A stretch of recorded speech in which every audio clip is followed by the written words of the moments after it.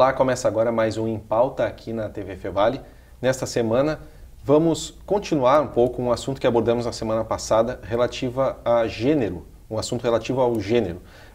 Na semana passada abordamos aqui com a professora Denise Quaresma questões a respeito de como o gênero vem sendo tratado na nossa sociedade, as discussões a respeito de gênero vêm sendo tratadas na nossa sociedade ultimamente. E hoje recebemos aqui no nosso estúdio a professora Saraí Schmidt. Muito obrigado pela tua presença, professora, para continuar um pouco sobre essas discussões, mudando um pouquinho o foco, até pela bagagem de cada uma das entrevistadas, a senhora falar, professora aqui na Fevale, falar um pouquinho sobre essa questão do gênero na mídia. Né? Então, em primeiro lugar, seja bem-vinda, professora. Obrigado. Muito obrigada pelo convite, Francisco. Imagina, eu que agradeço. Nós que agradecemos a tua presença aqui. Bom, começando então, como eu falei, a gente abordou várias questões aí relativas a últimos acontecimentos, aqui especialmente no nosso país, né, relativas ao gênero. De, digamos assim, uns 2 anos para cá, mais ou menos, a gente tem visto, e especialmente esse ano, a gente tem visto várias polêmicas em relação a discussões acerca de gênero. E a mídia tem um grande papel nessas discussões aí. E a gente queria saber, nós aqui do programa Em Pauta, queríamos saber um pouquinho a respeito da tua opinião sobre esse assunto, como ele vem sendo difundido, essas discussões, como a mídia expôs ou não expôs algumas coisas, como as próprias mídias sociais tiveram um papel importante nesse processo todo que se abriu. Então, queria começar falando um pouquinho, contextualizando um pouco sobre isso. Sim, eu acho que é importante a gente pensar, mas as discussões de gênero, na verdade, elas não são recentes, né? Elas são de muito tempo que a gente vem discutindo, assim, os estudos culturais, que é um campo de pesquisa que vem discutindo há muito tempo sobre isso, e que eu acho que a gente tem que desmistificar a ideia de que gênero diz respeito a alguns grupos e outros não. As discussões de gênero, elas são relacionadas com qualquer pessoa, com qualquer cidadão, seja homem, seja mulher, independente da opção sexual, ela diz respeito a todos nós. E a mídia não pode se furtar do papel importante que ela discute isso. Por exemplo, na minha pesquisa, eu discuto a questão da relação da mídia com a criança. E recentemente eu fiz aqui pela Fevale uma pesquisa onde eu analisei propagandas infantis. E 100% das propagandas que eu encontrei, elas são generificadas. O que significa isso? Que as propagandas são ou para menino ou para menina. Então a mídia vai construindo, vai naturalizando também o que é um comportamento, digamos, aceitável, correto, adequado para um homem ou para uma mulher, para um menino ou para uma menina. Eu acho que isso que tem que ser problematizado. E acho que essa polêmica ela é extremamente saudável, porque as pessoas estão se manifestando mais hoje. Talvez alguns silenciamentos que antes existiam, hoje eles não são mais toleráveis. Hoje as pessoas estão falando mais sobre isso. Eu acho isso fundamental. Ou seja, por um lado a mídia está abrindo espaço para que todo mundo fale a respeito. É isso? Eu não sei se a mídia está abrindo esse espaço ou que esse espaço foi conquistado a duras penas, né? Eu acho que essa que é a discussão também, assim, porque a mídia durante muito tempo, eu particularmente sou radical contra essa ideia de ideologia de gênero na escola. Isso é um mito que foi inventado e que foi construído. Talvez o que a gente possa pensar é uma ideologia de gênero midiática. Isso a gente poderia pensar, porque a mídia construiu esse lugar de cada um. E hoje as pessoas estão discutindo sobre isso. As pessoas hoje estão reivindicando o seu outro espaço. Quem pode definir que espaço eu devo ou não devo ocupar? Eu acho que é isso. Então, eu não acho que a mídia hoje ela está fomentando essa discussão. Essa discussão, a sociedade se organizou e conquistou essa discussão na mídia. Certo. Essa ideia de a mídia como alguém que tem um espaço, né, para que se discutam esse tipo de coisa. E agora a senhora comentou uma questão interessante que eu até anotei aqui. A mídia tem esse papel padronizador a respeito dos gêneros hoje ou sempre foi assim? Como é que tem acontecido isso? Eu acho que isso vem de muito tempo. Eu acho que isso a gente já tem um espaço cristalizado, digamos assim, né? Eu acho que é isso que a gente deve pensar, porque tudo é uma construção histórica e social. E a mídia trata aquilo como se aquilo fosse uma coisa natural, né? E é uma construção histórica. Eu acho que há muito tempo, por exemplo, para quem analisa propagandas, assim, há muito tempo que tem muito definido o lugar do homem, o lugar da mulher, o que pode, o que não pode. Hoje tem algumas exceções, mas ainda me parece ainda que a gente tem muito a avançar sobre isso, assim. E a mídia não pode se furtar de ter esse espaço. Por isso que eu acho que é importante a gente discutir isso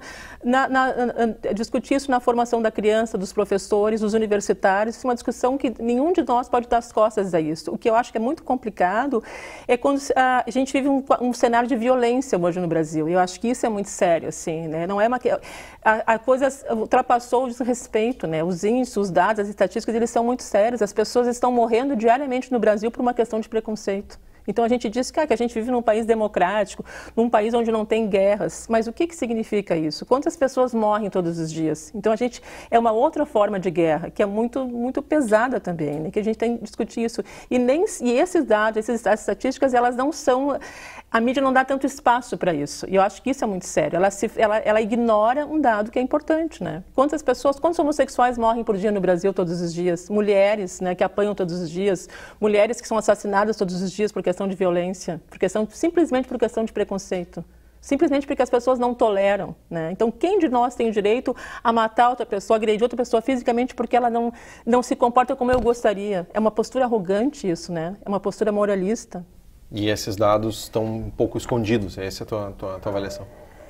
Poderiam estar mais expostos? Eu não diria isso exatamente, eu não diria que eles estão escondidos, mas eu acho que esses dados eles deveriam estar mais no centro da discussão todos os dias. E eles não estão no centro das discussões todos os dias, né? A gente não é sensibilizado para se preocupar com essas questões todos os dias. Tu comentaste na mídia oficial, né?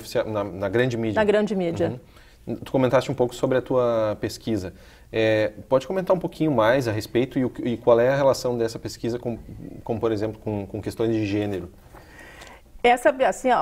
Há um tempo já que eu venho me dedicando a discutir de que forma que a criança é representada na mídia, né? Então eu analiso tanto discursos midiáticos do jornalismo, de propagandas, da publicidade, tanto discursos que representam a criança para o público adulto, como discursos que representam a criança de propaganda infantil, quando a criança vai conversar com a própria criança. E a gente percebe uma sensível diferença também nesse sentido. Assim, eu acho que a minha preocupação nos dias de hoje, a gente tem um mito que a gente avançou, que a gente conquistou seus espaços, os direitos humanos está bem mais organizado, a gente tem uma bela discussão sobre direitos humanos ainda hoje, mas me parece que ainda há um discurso muito conservador e que está cada vez mais ganhando potência. E esse discurso conservador, ele é muito sério, né? Assim, ele é uma falsa moral, né, de querer proteger as crianças, né? Eu acho que assim, ao mesmo tempo, eu acho que dentro da pesquisa, o que eu percebo? A importância de levar essa discussão para a escola, né? Talvez se as nossas crianças discussem isso desde pequenininhos, a gente não teria uma sociedade tão violenta, a gente não tem um país tão violento.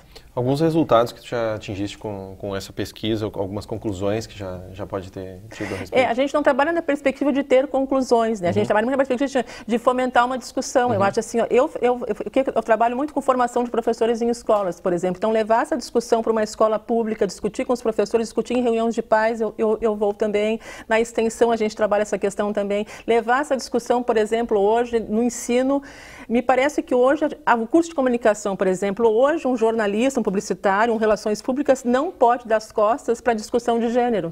Então, eu tento, na minha disciplina, levar os resultados da pesquisa e problematizar isso com os acadêmicos também. Então, não é no sentido, assim, de ter um resultado estatístico, né? Mas assim de tentar fomentar essa discussão na formação. Eu acho que essa que é a função da pesquisa também, que a gente consegue então trazer os dados da pesquisa para problematizar no ensino e problematizar na extensão. Assim, é um caminho de duas vias, nesse sentido que a gente vem trabalhando de forma bastante interessante. E recepção, por exemplo, dos professores, ou mesmo dos pais, né? Quando tu leva uma pesquisa como essa para os resultados, ou enfim, discussões para abrir para o pessoal participar também. Como é que tem sido essa recepção?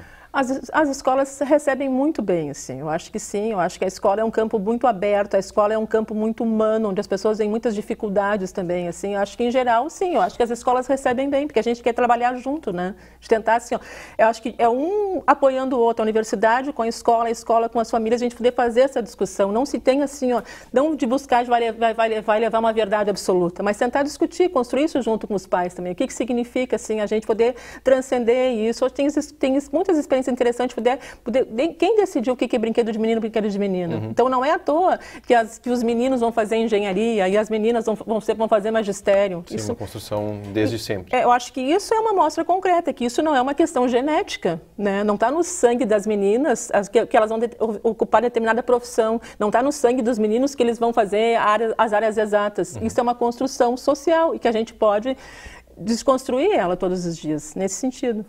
Como é que a senhora tem visto questões como a gente mencionou rapidamente antes, a questão da ideologia de gênero, né? Esse é um termo, uma expressão que surgiu com muita força aí no último ano, em função até de movimentos políticos, de várias coisas que têm acontecido no nosso país, e aí surgiu muito forte, por exemplo, nas redes sociais, e se vê, de certa forma, muita desinformação, né? Falta de informação a respeito do que seria, do que não seria, o que significa, o que não significa. Comentaste agora que existem estudos muito sérios a respeito de gênero. Com certeza. E aí aparece uma expressão como essa que é usada muitas vezes de forma maniqueísta, digamos assim, né?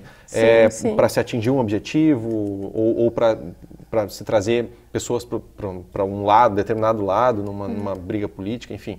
A senhora como é que a senhora tem acompanhado isso? A gente tem visto vários casos aí, a gente pode até comentar alguns deles aí um pouco mais adiante, mas tem vários casos que têm se utilizado dessa expressão, ideologia de gênero, como forma de convencer as pessoas a respeito de que não se deveria, por exemplo, discutir gênero com as crianças. Um exemplo, né? Para ficar nesse exemplo que a gente já comentou. Como é que a senhora vê isso? Eu acho que é extremamente irresponsável e inconsequente uma discussão dessas. A gente tentar banalizar isso e colocar como se fosse uma coisa de querer... quase uma perversão com uma criança, a gente discutir as questões de gênero, assim. Eu acho que isso é muito sério, assim. Num país violento como o nosso, sim, a gente tem que discutir essas questões na escola. E isso não é... E eu acho que é irresponsável, é muito triste a gente ter um país organizado hoje para transformar isso como se fosse uma disputa ideológica, realmente, né? E não é isso, né? Mas, ao mesmo tempo, eu me preocupo muito porque a gente está tendo uma corrente conservadora muito potente hoje. E não é só conservadora, é uma corrente violenta, né, que mata as pessoas todos os dias, isso é muito sério. Então a questão de discutir gênero tem a ver também diretamente com violência, com uma cultura de paz, enfim, a senhora enxerga isso? Não, com certeza, não tenho dúvida, assim, tem mulheres hoje que apanham simplesmente porque são mulheres, né, tem mulheres... Feminicídio, mulheres que morrem porque são mulheres. Então... Isso é muito violento. Então, a gente dá as costas, não discutir isso é muito sério. Eu não tenho dúvida, se a gente começasse a iniciar essa discussão cada vez mais cedo, talvez a gente pudesse viver num país não tão violento como é o nosso hoje, né? Professora, eu vou chamar um breve intervalo. Voltamos em seguida para continuar discutindo aqui sobre gênero e mídia aqui no nosso Em Pauta dessa semana.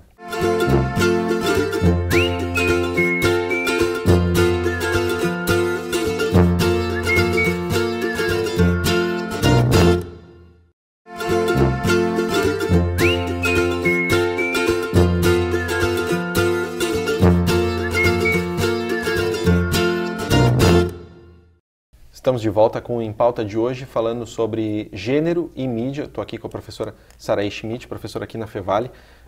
Professora, a gente comentava então aí sobre questões de ideologia de gênero, enfim.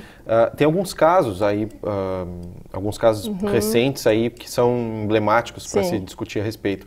A própria vinda da Judith Butler aqui para o Brasil, com vários episódios polêmicos a respeito, manifestações contra, a favor, até manifestações violentas, como a gente viu agora há pouco, acho que no aeroporto de Congonhas, se não me engano, quando ela chega aqui para eventos aqui no Brasil, para falar não especificamente de gênero, mas sim sobre democracia, se não me engano, era uma palestra, uma fala sobre democracia, e aí se aproveita para se criar aí todo um episódio, né, a respeito, e aí esse termo ideologia de gênero vem à tona como nunca se veio na história da mídia, talvez, aqui no Brasil, e vem com muita constância.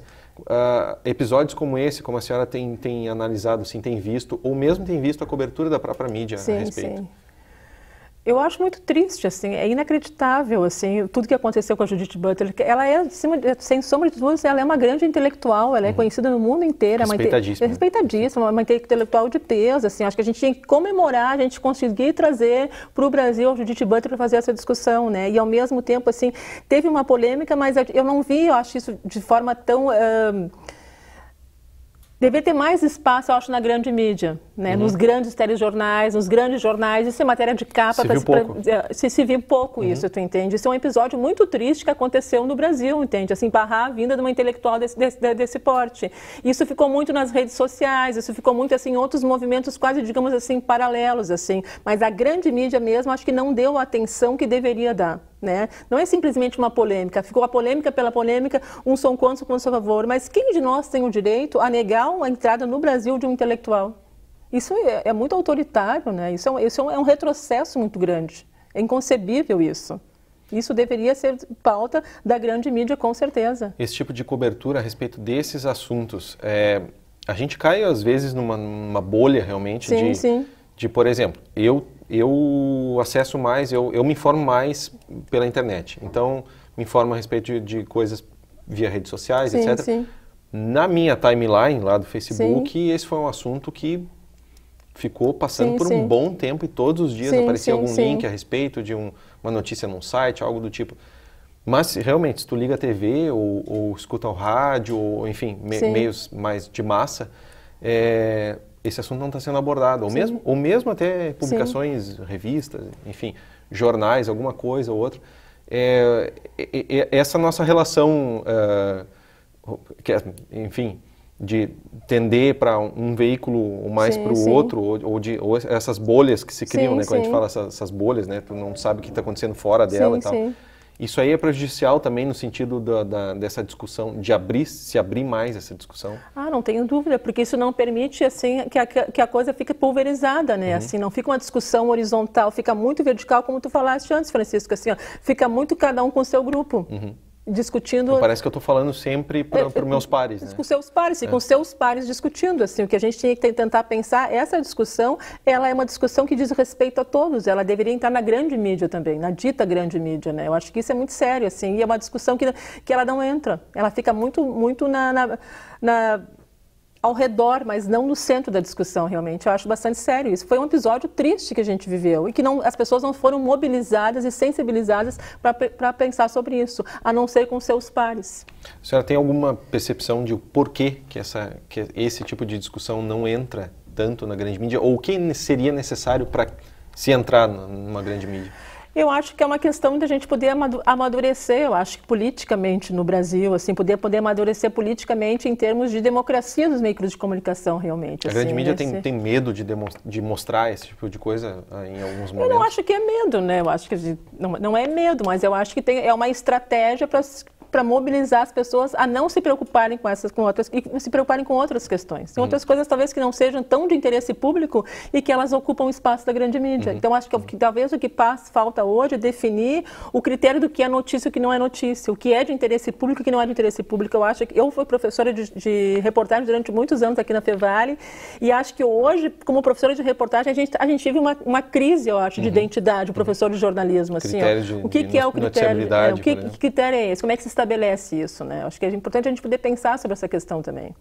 Certo. Outros episódios aí apareceram também, além da Judith Butler, tem a recente, e a gente fez em pauta aqui sobre isso, o fechamento da exposição Queer Museu no Santander Cultural. Essa, por exemplo, eu pelo menos não sei a tua opinião, mas já enxerguei um pouquinho diferente a repercussão. Sim. Acho que a repercussão na grande mídia já foi um pouco mais aberta. Sim. Consegui ver reportagens de televisão, uma exposição um pouco mais diversificada, né? Digamos assim, internet, TV, rádio, etc, etc, etc. Por que será talvez essa diferença, se no fundo o assunto abordado era basicamente o mesmo, né? uma discussão sobre gênero, uma polêmica em torno de Sim, discussão sim. sobre gênero. Talvez aí uma abordagem diferente aí nesses dois, pegando dois casos só, né? Esse caso teve mais repercussão, com certeza, assim, acho que envolveu também a questão do financiamento também, né, que ela era uma exposição financiada, que eu acho que não teria sentido, assim, se fechar essa exposição, né, assim, e a arte ter a autonomia da arte. Então é muito triste a gente pensar que a gente vive num país hoje que a gente é censurado até a nossa via artística. Então, que liberdade de expressão é essa que se tem? Então a gente perdeu assim os direitos mais básicos de expressão, a gente está perdendo isso, né? E isso é fundamental. Eu acho que isso tem que ser discutido. Se a arte não pode discutir gênero, por exemplo, que outra área poderia? E quem está autorizado a definir o que é, o que não é arte, o que pode e o que não pode? Alguém vai definir isso por mim, por ti? Alguém vai definir o que eu posso ver, o que eu não posso ver? Que liberdade é essa que a gente tem hoje, né? Eu acho que isso é muito sério. Tu tem que ter a liberdade de querer ir à exposição ou não, de entrar naquela porta ou não. Mas aquela porta não pode estar fechada. E a gente tem uma porta fechada hoje em vários setores no país. Eu acho que isso é muito sério. Para ir encerrando um pouco É uma pseudo-democracia, né? Sim, uma democracia em partes, né? Para encerrando um pouco da nossa discussão a respeito, gostaria de saber a tua opinião ou algum prognóstico, assim, do o que vem por aí, né? Até pelas tuas análises, tuas pesquisas a respeito da relação da mídia com essa discussão de gênero aqui no país. Tu comentaste um pouco no início do programa, mas dá para ter uma visão do uma contextualização um pouco mais macro do que vem por aí? Sim. Ou mesmo pelo cenário que se apresenta hoje, tanto social quanto político, no nosso país, que é uma coisa meio nebulosa ainda. Nebulosa. Daria para ter uma noção de como a mídia vai se encaixando nesse contexto? Eu acho que eu não arriscaria. Eu não arriscaria porque eu acho que a gente está vendo coisas hoje que não se imaginava, assim, que há um ano atrás, não, isso jamais vai acontecer. Uma série de direitos que a gente está perdendo, tem uma série de coisas que a gente nunca se imaginava, assim, e que a gente está perdendo, assim, ó. Eu me preocupo muito, assim, eu acho que não tem como a gente anunciar, assim, qualquer previsão, assim, mas o que eu acho que é importante é a gente não perder de vista a função de cada um de nós, de cada um fazer a sua parte, né? De repente vocês, assim, a universidade aqui, achando que sim, isso é um assunto para fazer, isso é uma pauta para fazer um programa, vamos fazer o nosso programa. Eu achar que isso é importante, sim, as minhas aulas, eu vou parar a minha aula, isso é currículo de sala de aula. Os professores, trabalhar a formação de professores, eu acho que o que a gente não pode perder de vista é aquela coisa assim, ó, achar que não tem mais jeito. Eu acho que isso que não pode acontecer. Eu acho que se cada um tem que fazer cada vez mais a sua parte, todos nós temos que ir para a rua, nos manifestar, ocupar os nossos espaços, vocês ocupar o espaço da pauta da TV, eu ocupar o espaço da sala de aula, os professores ocuparem. Eu acho que isso que é fundamental. A gente não pode ficar acuado e desanimar. Eu acho que isso é fundamental. Voltar a um trabalho de base, né? Fazer um trabalho de base. Daí a gente vai poder pensar, isso talvez tenha uma consequência, né? Certo. Professora Saraí, muito obrigado pela tua presença hoje aqui no Nosso em Pauta. Uma discussão super importante, espero que a gente possa retomar. E ela é uma discussão, Chico, assim, ela é uma discussão permanente. A gente precisa ter um olhar de vigilância permanentemente. Essa discussão não se esgota de forma simples, com certeza. Muito obrigado pela tua presença hoje aqui e por ter aceitado o nosso convite. Tá bem. Então. Nosso Em Pauta de hoje fica por aqui. Você pode acompanhar este e outros programas no nosso canal do YouTube, youtube.com/tvfevale, e também novidades da nossa programação pelo facebook.com/tvfevale. Na semana que vem a gente volta com mais um assunto aqui no Nosso Em Pauta.